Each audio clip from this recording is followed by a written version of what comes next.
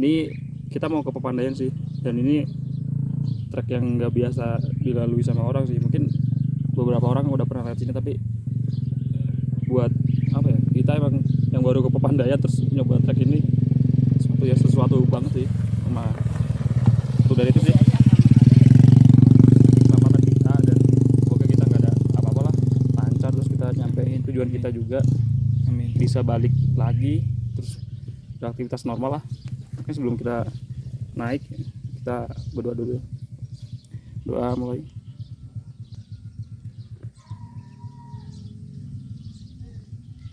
Doa selesai. Yuk, semangat.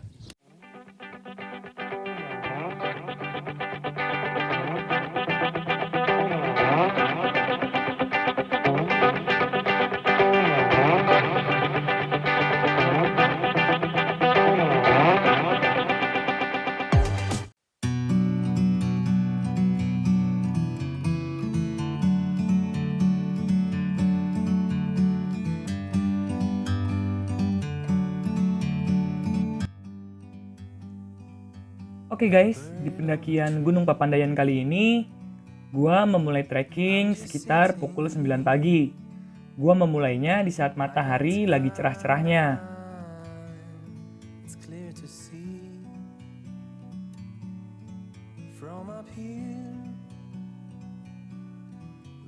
Trek awal pendakian berjalan cukup landai, jadi bisa jalan agak santai.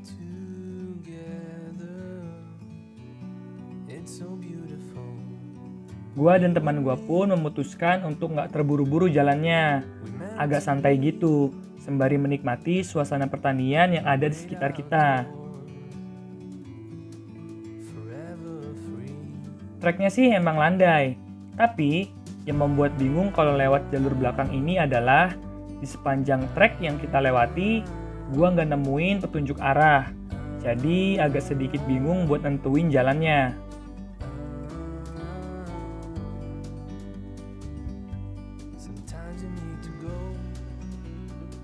Dan salah satu cara untuk nentuin arah ke puncak adalah dengan bertanya kepada para petani yang ada di sekitar. Ya, lumayan menolong sih. From a distance you can tell.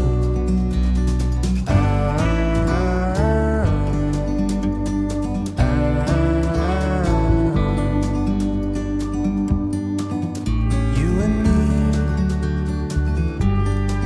were meant to be outdoors,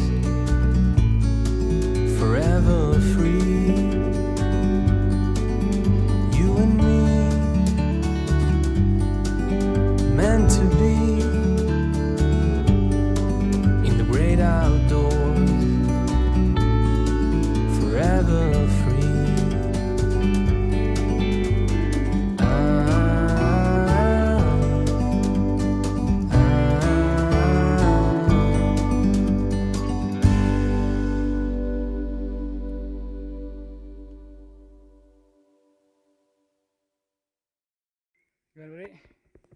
Semangat. Dikarenakan ini jalur belakang, jadi nggak ada orang. Kita bingung nih bro, jalannya ke sini apa ke sini? Kameranya kenapa dibalik?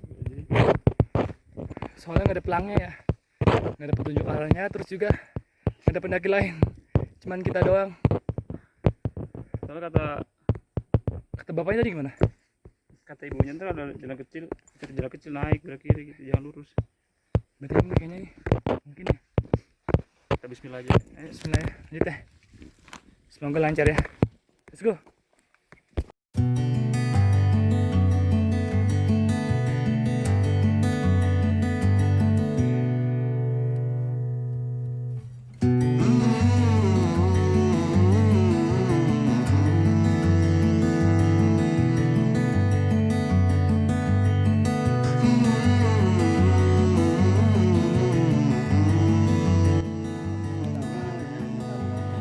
Setengah jam ada lah. Iya. Gimana? Jadi enak lewat sana ya Pak ya? Iya. Jadi lewat sana. Orang menangkap kau nak bola kan.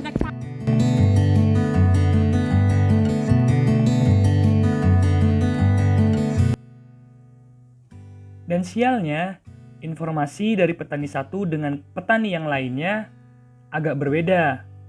Ada yang bilang lurus, ada yang bilang belok. Kita pun jadi bingung buat ngikutin petani mana yang harus kita ikutin. Alhasil, kita pun tersesat. Sial.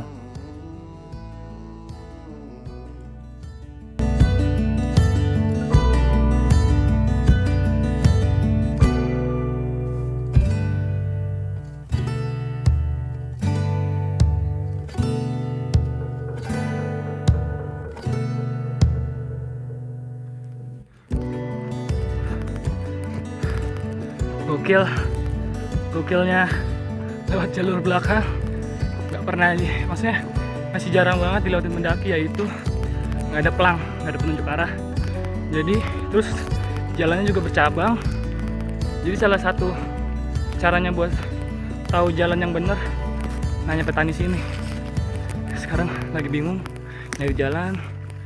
Jadi sekarang lagi nyari petani. Semoga ketemu biar kita bisa dikasih tahu tunjuk arahnya gitu.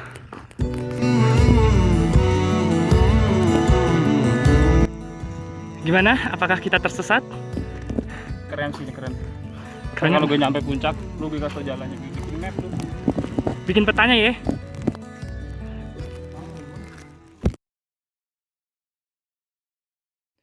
Oke guys, jadi sekarang kita lagi tersesat. Bingung jalannya mana karena jalannya bercabang dan nggak ada penunjuk arahnya.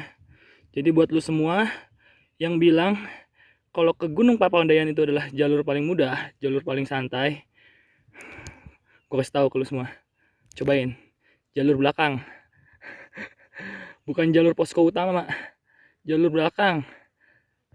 Tanpa penunjuk arah, tanpa tiket masuk. Gila ini. Satu-satunya penunjuk arah yaitu petani. Permasalahannya sekarang lagi nggak ada petani dan bingung.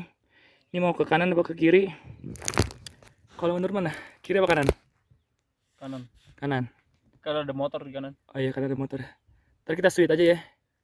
Kiri apa kanan? Benar-benar bingung ini. Kalau kata orang, janganlah malu bertanya. Karena kalau kalian malu bertanya, sesat di jalan. Permasalahannya bukan malu bertanya, tapi emang gak ada yang bisa ditanya karena gak ada orang. Semoga lancar. Semoga feeling kita tepat. Gokil. Setelah menimbang-nimbang belok ke kiri atau ke kanan, akhirnya kita pun memutuskan untuk belok ke kanan. Kenapa belok ke kanan? Karena tadi kita sempat mendengar suara motor di kejauhan dari arah kanan. Ya, setidaknya itu menandakan ada petani dari arah sebelah kanan. Semoga aja arah yang kita pilih adalah arah yang benar.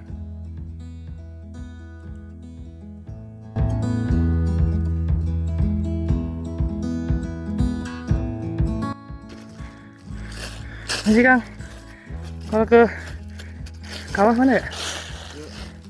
Ini? Terus ada jalan motor. Ya.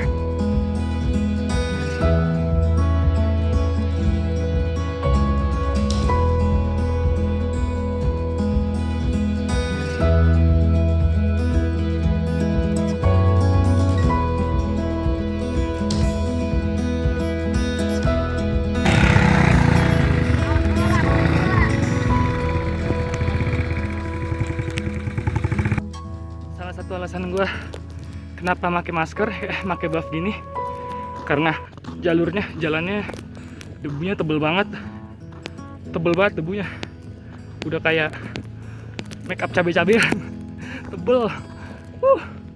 Pemandangannya sih bagus, view pemandangannya tuh kayak kebun,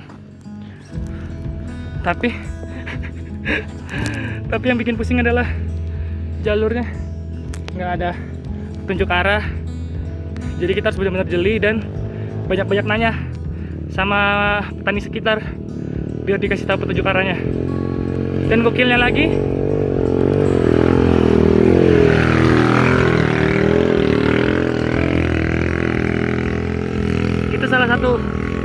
Gokilnya lewat jalur belakang. Banyak petani lewat pakai motor.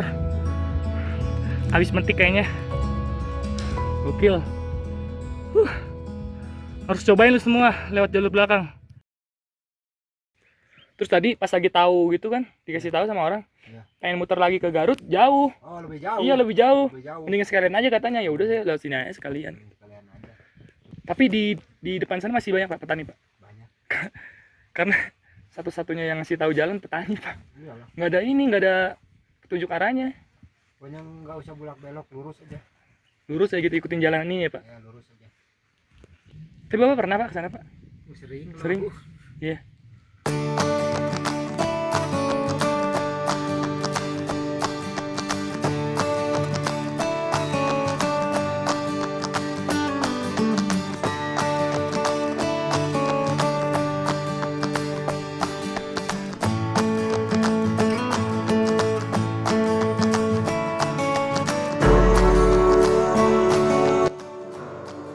Setelah beberapa saat beristirahat, sembari ngobrol bareng petani sekitar, kita pun memutuskan untuk melanjutkan perjalanan. Treknya sih masih landai, tapi yang menjadi musuh utamanya adalah panas matahari yang kian menggigit dan juga jalan yang cukup tebal debunya.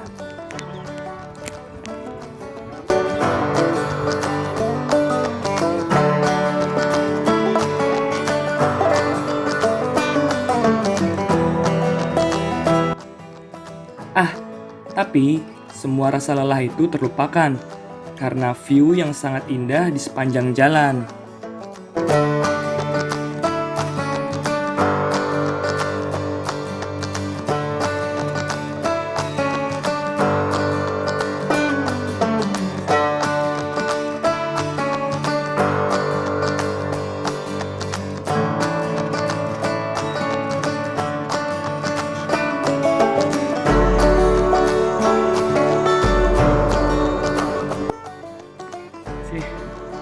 Masih siap, ready. Bisa dulu. Kata tadi petani tadi, katanya sekitar 5 menit lagi sih sampai di kawah. Nggak tahu, karena jalan kita terlalu santuy. Antara menikmati jalan atau sudah lelah, karena cuacanya panas sekali. Gacor ini mah. Keringetan coy. Di sana jauh kayak masa depan lu.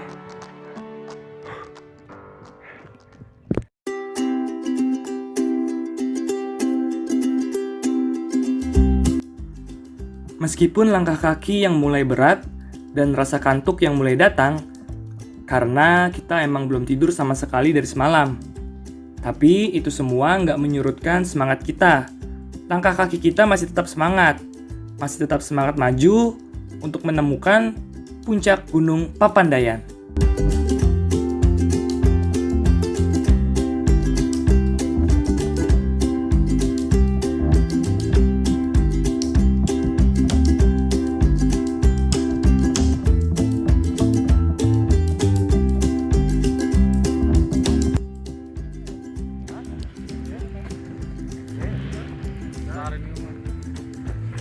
Iya Pak.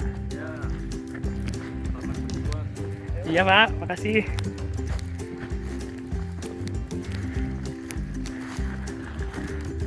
Jadi kalau lewat jalur belakang ini emang jalur kayak semacam pertanian gitu. Jadi kita lewatin, ketemu banyak petani, entah itu panen, entah itu lagi naruh bibit. View-nya sih bagus, cuman itu tadi jaraknya lebih jauh kalau kita lewat dari posko di Garut, dan view-nya pun pasti beda. Kalau lewat dari Garut itu kan yang kita tahu view-nya itu lebih kayak hutan mati atau kayak kawah gitu ya. Kalau di sini lebih kayak perkebunan gitu. Dari atas ya. Mari Pak. gitu. Itulah, nikmatin aja terus perjalanannya. Kalau katanya sih sampai kawah itu sekitar 30 menit lagi lah, setengah jam. Oke, semangat. Ciao.